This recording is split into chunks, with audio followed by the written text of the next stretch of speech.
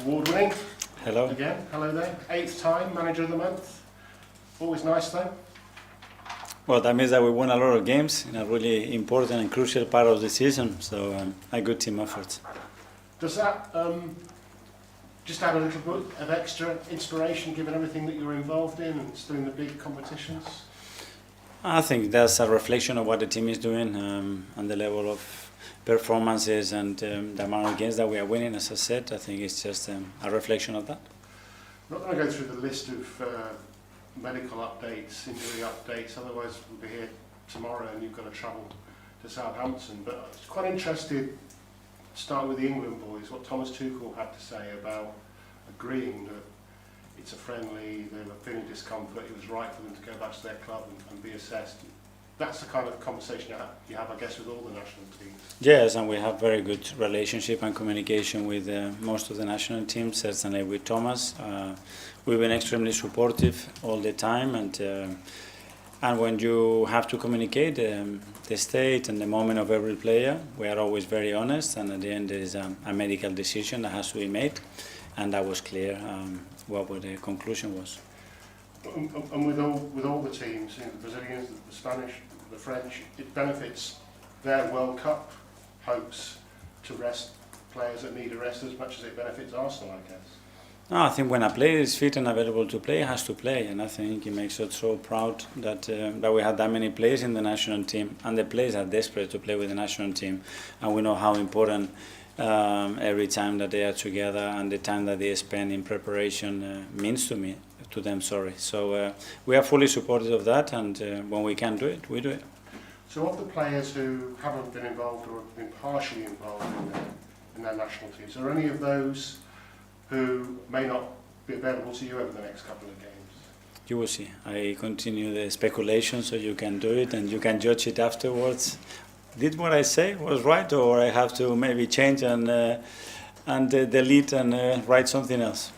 But it's difficult anyway, because you would, I'm sure, rest some of those players ahead of a big Champions League night a couple of days after. We are in a position right now that we're going to make the strongest lineups and decisions that we possibly can to win every competition. We are 2 or 3 games away in the FA Cup, and we know how important that competition is for us.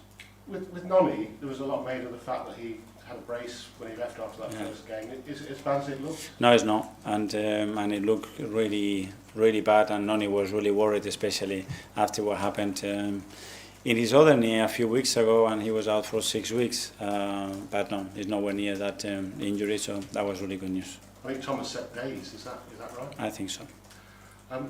Ebbs probably though is going to be out for a little while. Ebbs is out, yeah. How long? There's no say. With Ebbs, I cannot put a finger there because I don't know, because he's a special character in that. Good news on the injury front before we move on, and that's obviously they weren't quite ready to take part in the Carabao Cup final, but Martin and Urian are probably available again. Those are in contention to possibly be in the squad. In terms of the goalkeeper for a domestic cup game, can we assume that the keeper who starts tomorrow will be Spanish and has a name that ends in A? I think tomorrow goalkeeper is going to be, is he European? He's under 32, right-footed, and speaks at least 2 languages. Perfect. Yeah.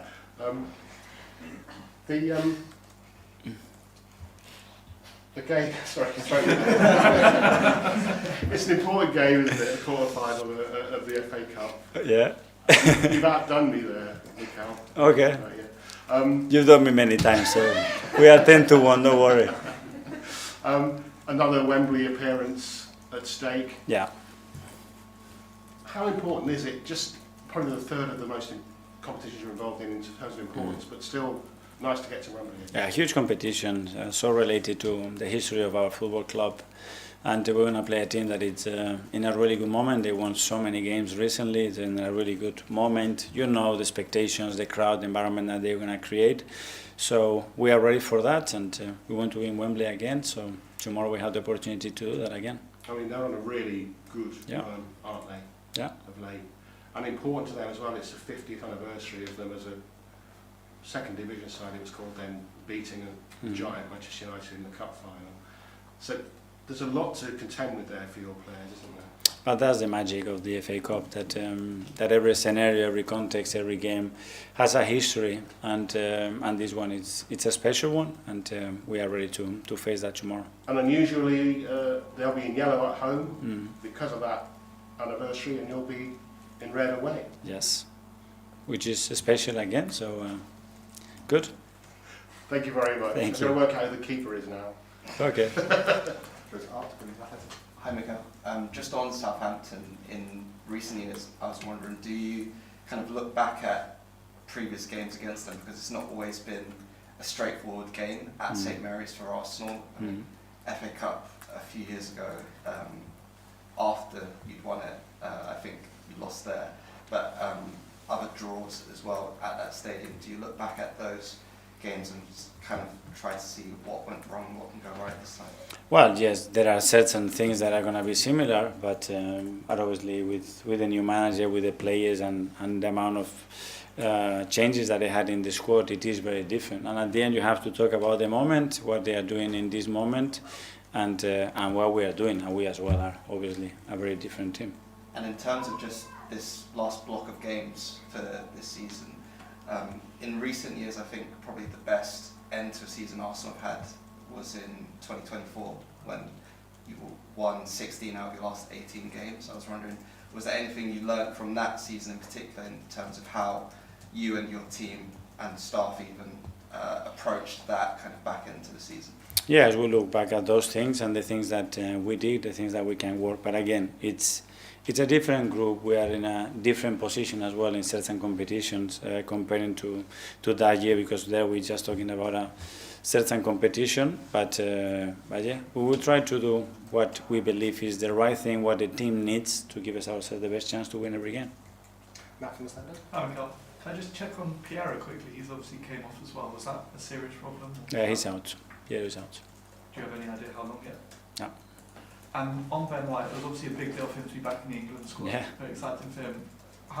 Firstly, how excited were you for that? But how disappointed too were you to see the boos in both the matches? The volume was down, so I could not hear that. I could just see that big smile on his face and the way he came back from the national team, and the good thing that he was telling about everybody, about the group, about the meetings that they had, about Thomas and everybody. So that's great to hear, because when you send a player to a national team, you really want to bring back a better player, a player that is happy, a player that is available and fit, and that was certainly Ben's case. And on the other end of the spectrum, obviously a tough international break for Calafiori in terms of not qualifying. What conversations have you had with him, and how do you sort of lift him after that disappointment? Try to lift him. I think not only for Ricky, I think for Italy, I think for football. You know, a country like them with such a passion, such a history, not to win a World Cup is tough, and I don't think it's good for football. But that shows you as well the difficulty of going through all those phases to earn the right to be in the competition. Tom. Hi Mikel. The other big story of the break was Victor Gyökeres's contributions for Sweden, 4 goals in 2 games and taking them to the World Cup. I remember we talked earlier in the season about when Mikel Merino scored a hat-trick and you wanted to kind of use that momentum. I imagine you want to do similar with Victor. Yes, and especially the importance of those goals. I mean, I can imagine how much it means for him to get his country over the line in the position that they were in. To be able now to play the World Cup. So yeah, he was buzzing, he was full of energy and confidence, and that's great. Have you noticed, just in the short time you've had your players back, the players that are now going to be going to those World Cups, have you noticed a difference in their demeanour and excitement about the end of the season? Very difficult to say. Obviously, the first day when they are coming back, they are still carrying that energy, but they all come back really happy to this place, and that's something really positive to witness, and that's the important thing. Now I have to focus on the club, and after we play the last game, they can have plenty of time to prepare the World Cup. Phil from PA. Hi, I'm Mikel. This is obviously Arsenal's first game since the Carabao Cup final, and obviously that didn't go quite as well as you guys wanted. How key is it tomorrow to be able to put in a performance just to say, that hasn't had a knock-on effect, losing that final, and that Arsenal are, still fighting all? Yeah, when you didn't manage to win that final, I think what you have to take on board is, okay, how this is going to make us stronger for the final push of the season. And that has been the mindset, that has been all the work that we have done in the last few days to use that as fuel, as tools to be able to get the final push that we want and achieve what we want.